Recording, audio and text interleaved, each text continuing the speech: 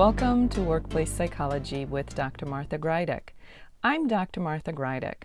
This podcast examines a wide variety of work-related issues through the lens of industrial and organizational psychology. And while many of the topics discussed here may be seen as intended for white-collar employees and their employers, in reality, the ideas presented here are applicable across organizations and industries. Additionally, many of the topics discussed here may be applicable outside of the workplace. I encourage you to examine what's presented here, apply what makes sense to you, and simply discard the rest. Having a healthy, strong culture is the goal for many organizations. Things such as benefits and perks can only take things so far. They're more of a surface bubble, if you will, whereas culture can really change the individual's workplace experience and, in effect, not only benefit the individual, but also the organization as a whole.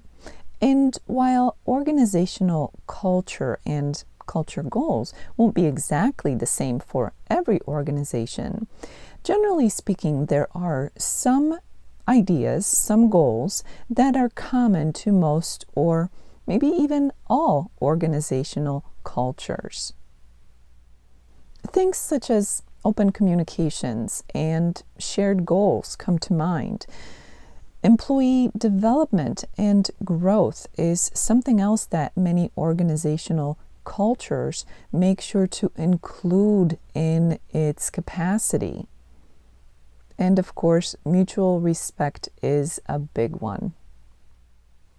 The reason why organizations strive to have great cultures is because it truly can transform the workplace experience for the individual, and collectively, in terms of the workforce, it can affect the organization as a whole. A good, healthy culture within an organization can help to have pride in one's work and give individuals a sense of belonging. That can lead to better commitment to the organization and, as a result, better productivity. It's not difficult to see how that can also benefit the organization.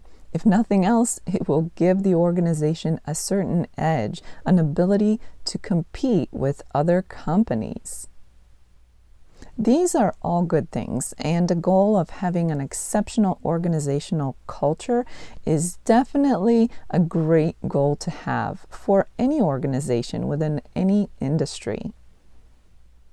But what's important to remember here is to make sure, despite the admirable goal for a great culture, make sure that there is a certain check on that cultural goal and the culture itself. In other words, don't let your culture turn into a cult. And while at first glance it may seem like an impossibility for a good culture or a great culture to go bad, it's not as far-fetched as you may think.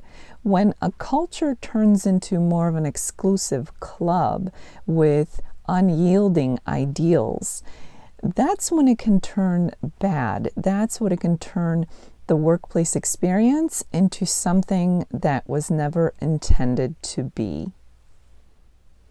When it's one way or the highway, when there's no allowances for any deviations or individuality, that's when a culture is too rigid and can become more detrimental than helpful to the organization and its workforce.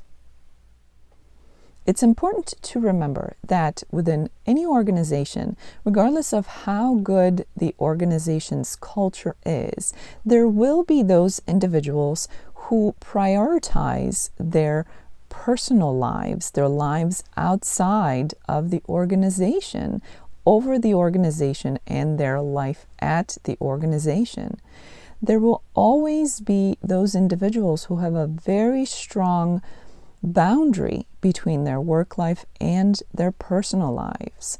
There are always going to be those people who find their inspiration and their motivation and their fulfillment outside of the workplace, who simply do not rely very heavily on any kind of fulfillment from the organization and from their time at work and their contributions at work, but rather the priority for them is their personal life.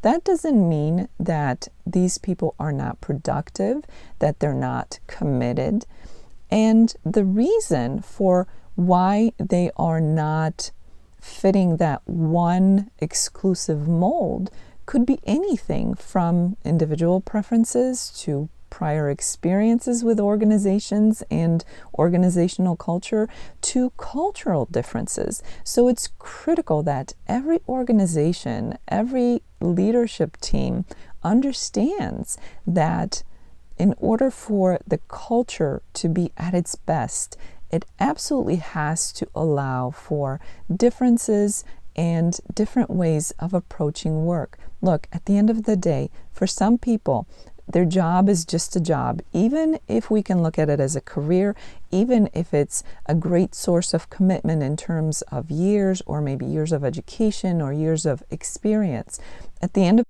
their day, it's a means to an end. It's a job so that they can lead the life that they want to lead.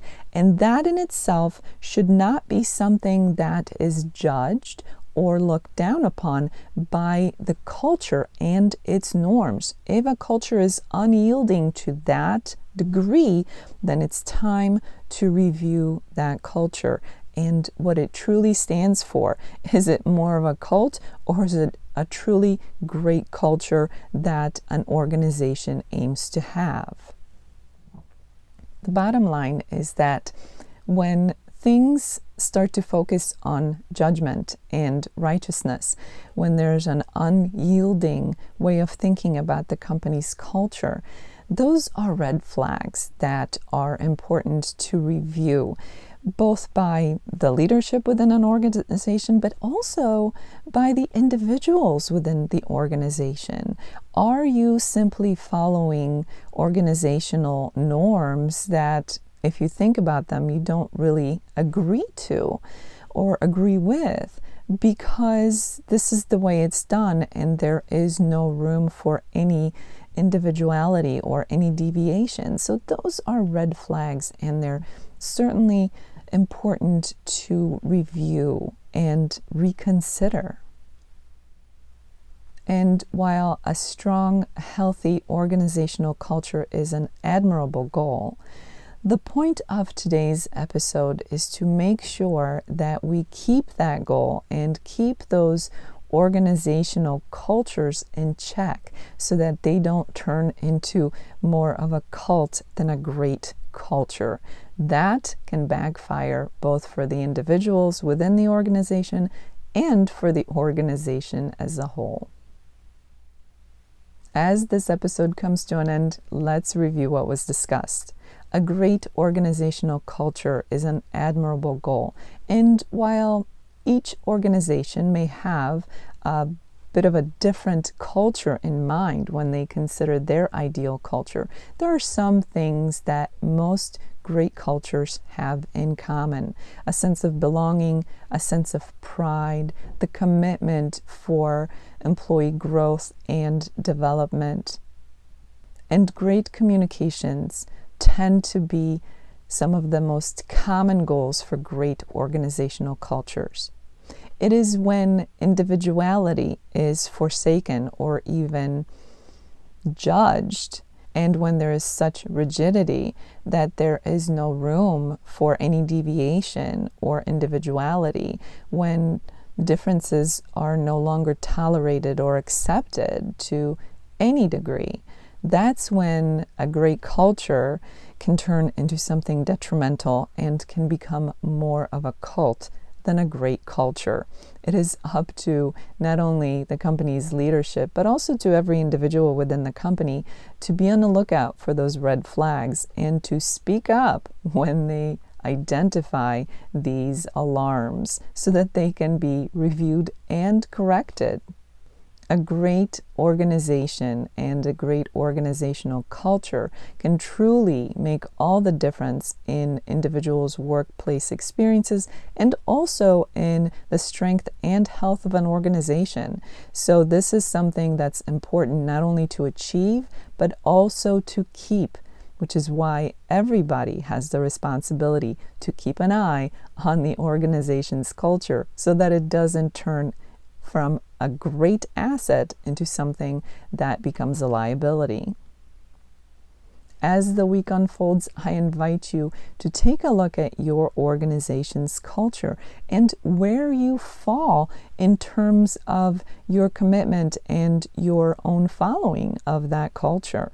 Is it time to address red flags that you may be seeing, or are things going well and it's simply an opportunity to keep things going well so that the admirable, great, healthy culture at your organization remains as such?